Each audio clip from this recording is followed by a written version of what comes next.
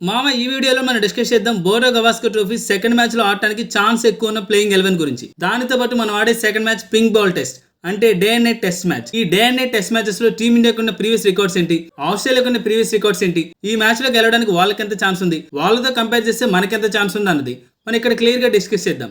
So without any delay let's get started. First of all BGT first match లో రోహిత్ శర్మకి ఏమో బాబు పుట్టడం వల్ల, శుభ్మన్ గిల్ కి ఏమో ఇంజరీ వల్ల ఇద్దరు మిస్ అయ్యారు. ఇప్పుడు వాళ్ళిద్దరు అవైలబుల్ గా ఉన్నారు అండ్ ఫిట్ గా కూడా ఉన్నారు.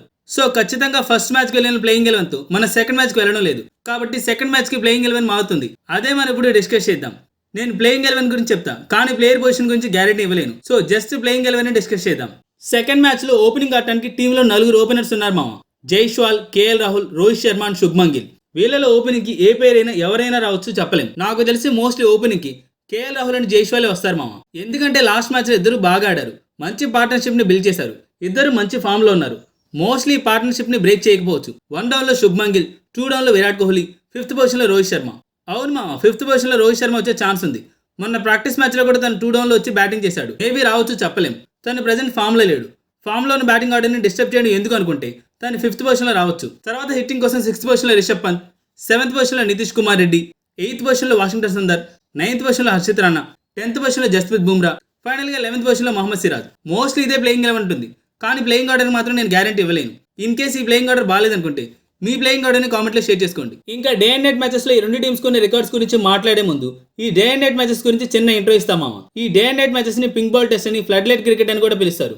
జనరల్ గా టెస్ట్ మ్యాచెస్ ని చీకటి పడే ముందు ఆపేస్తారు కదా, కానీ ఈ డే అండ్ నైట్ మ్యాచెస్ ని చీకటి పడినా సరే ఫ్లడ్ లైట్స్ వేసుకుని మ్యాచ్ ని కంటిన్యూ చేస్తారు. కంప్లీట్ గా డే మొత్తం మ్యాచ్ ఆడతారు. అయితే ఇంటర్నేషనల్ క్రికెట్ లో ఇప్పటి వరకు just 22 day and night test matches జరిగాయి. మనం నెక్స్ట్ ఆడబోయే 23rd మ్యాచ్. ఈ 22 మ్యాచెస్ లో ఆస్ట్రేలియా టీం 12 మ్యాచెస్ ఆడితే 11 మ్యాచెస్ గెలిచింది అండ్ ఒకటి ఓడిపోయింది.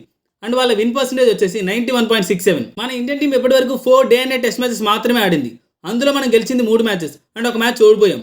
ఈ మ్యాచెస్ లో మన విన్ పర్సెంటేజ్ 75%. వాళ్ళు ఆడిన మ్యాచెస్ ని బట్టి చూస్తే టెస్ట్ మ్యాచెస్ లో మనకంటే వాళ్ళకి చాలా ఎక్స్పీరియన్స్ ఉంది అండ్ వాళ్ళ గ్రౌండ్ లో మనం ఆడుతున్నాం కాబట్టి వాళ్ళకి చాలా ఫేవర్ గా ఉంటుంది మామ. ఇప్పటి వరకు జరిగిన ప్రతి డే అండ్ నైట్ మ్యాచెస్ లో అన్నింటిలో రిజల్ట్ ఖచ్చితంగా వచ్చింది మామ.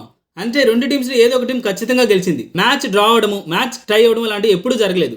ఈ లెక్కను చూసుకుంటే ఈసారి కూడా రెండు టీమ్స్ లో ఎవరో ఒకరు ఖచ్చితంగా గెలుస్తారు. మనమే గెలవాలని గట్టిగా కోరుకుందాం. ఈ డే అండ్ నైట్ మ్యాచెస్ లో మనకి ఒక దరిద్రమైన రికార్డు ఉంది మామ. లాస్ట్ టైం ఆస్ట్రేలియాతో అడెలైడ్ లో ఆడిన పింక్ బాల్ టెస్ట్ లో ఒక ఇన్నింగ్ లో మన వాళ్ళు 36 కి ఆల్అౌట్ అయిపోయారు. టెస్ట్ లో మనకున్న వర్స్ట్ ఆఫ్ వర్స్ట్ రికార్డ్ ఇదే. మళ్ళీ సేమ్ గ్రౌండ్ లో సేమ్ టీమ్ తో same day and night match ఆడబోతున్నాం.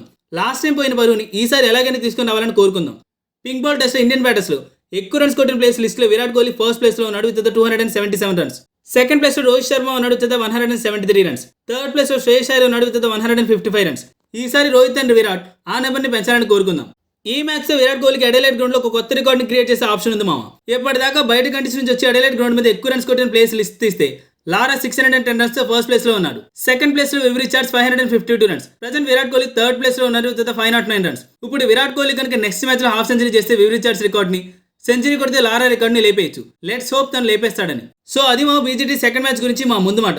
So that's a video guys. మరో మంచి వీడియోతో మళ్ళీ కలుద్దాం. Until then take care, bye by.